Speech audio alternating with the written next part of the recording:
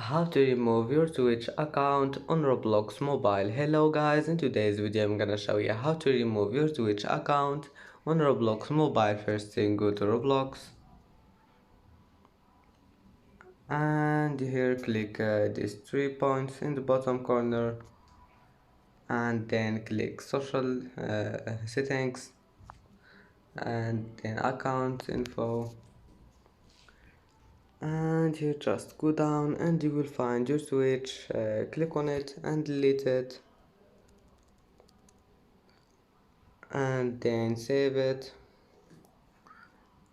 And now let's verify. Let's go back and as you see, Twitch account has been removed. And that's it for today's video. If you like this video, please don't forget like and subscribe, and see you in the next video.